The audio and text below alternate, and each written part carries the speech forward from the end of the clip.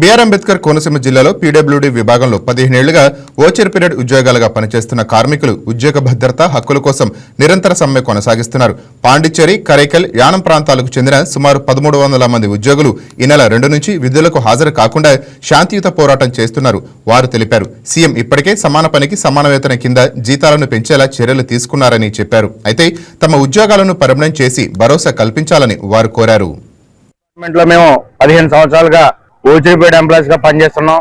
పాండిచేరి, కారైకాల్, యానం 1300 మంది ఉద్యోగులుగా పనిచేస్తూ ఉన్నాం. గత 2వ తారీఖు నుంచి కూడా విధులకు ఎవరో హాజరు కాకుండా నిరంతర సమ్మెలో దిగి మా ఉద్యోగుల హక్కు కోసం, ఉద్యోగ భద్రత కోసం మేము పోరాటం చేస్తున్నాం. శాంతియుతంగా గాంధీ మార్గంగా పోరాటం చేస్తున్నాం. గత 12వ తారీఖు చట్టసభలో ముఖ్యమంత్రి గారు మా అందరికీ కూడా పర్మనెంట్ చేసే విధంగా మేము పాండిచేరి వెళ్లి ముఖ్యమంత్రి గారిని మమ్మల్ని పర్మనెంట్ చేయాలన్న కోరే విధంగా మేము అక్కడికి వెళ్తే కనుక అక్కడ పాండిచేరిలో పోలీసు వారు మా మీద లాఠీ చార్జ్ చేసి చాలా దారుణమైన స్థితికి మమ్మల్ని తీసుకొచ్చారు. అందుకు మేము చాలా ఈ విషయాన్ని ఖండిస్తూ ఉన్నాం. మా ప్రెసిడెంట్ అయిన ఎంఎన్ శరవణన్ గారిని అరెస్ట్ చేసి 11వ తారీఖు అరెస్ట్ చేసి ఇప్పటి వరకు కూడా బెయిల్ ఇవ్వకుండా వారిని జైల్లో పెట్టడం జరిగింది. మా అందరి కోరిక ముఖ్యమంత్రి గారు వారికి బెయిల్ ఇప్పించి మా న్యాయమైన కోరికలు నెరవేర్చి మా అందరికీ పర్మనెంట్ చేసి ఉద్యోగ భద్రత కల్పించాలని కోరుచున్నాం.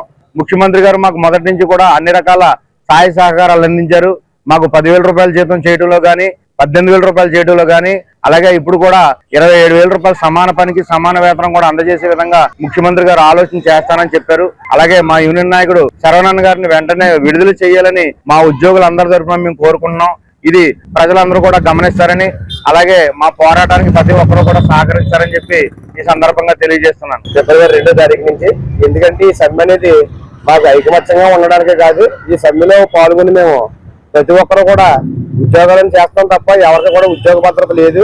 ఈ ఉద్యోగం కోసం మేము గత 15 సంవత్సరాల నుంచి కూడా ఈ పోరాటంలో చేస్తూనే ఉన్నాం. మా నాయకుడు శరవణన్ గారిని ఈ పోరాటంలో ఆయన ముందుండి మమ్మల్ని ఇంతవరకు పోరాటంలో నడిపించిన ఆయన్ని కూడా శరవణన్ గారిని అరెస్ట్ చేసి పోరాటంలో నిలబడకుండా చెల్లాచెదురు చేసి పోరాటాన్ని ఆయన జైల్లో పెట్టడం జరిగింది. ఆ జైల్లో కూడా ఏ జైల్లో పెడతారో కూడా తెలియని పరిస్థితిలో మమ్మల్ని దిగ్భ్రాంతికి గురి చేశారు. అయితే మాకు న్యాయం జరగట్లేదు. ఈ ఉద్యోగాల పేరు చెప్పి ఇంత కష్టపడుతున్నాం, మాకు న్యాయం జరగట్లేదు. ఉద్యోగంలో ప్రతి అధికారి మమ్మల్ని ఇబ్బంది పెట్టి మమ్మల్ని ఆ పనులు చేయించుకోవడమే తప్ప మా బాధలు ఎవరో కూడా పట్టించుకోవట్లేదు. ఇక మీదట మా శరవణన్న గారిని అతి తొందరగా ఆయన మీద ముఖ్యమంత్రి గారు జాలి తెలిసి ఆయన్ని బెయిల్ ఇవ్వాలని కోరుతున్నాం. అంతేకాకుండా మాకు దేనికోసం అయితే మేము ఈ రోడ్డు ఎక్కి పోరాటం చేస్తున్నామో ఇది అందరూ కూడా గమనించి, ప్రజలు కానీ అధికారులు కానీ గమనించి మాకు న్యాయం చేయాలని చెప్పేసి మేము కోరుకుంటున్నాము. తెలియజేసుకున్నాను. ఇంకా వదిలే వరకు కూడా మేము అందరూ కూడా కలిసికట్టుగా ఉండి ధర్నా చేస్తామని చెప్పేసి మేము చెప్తున్నాం.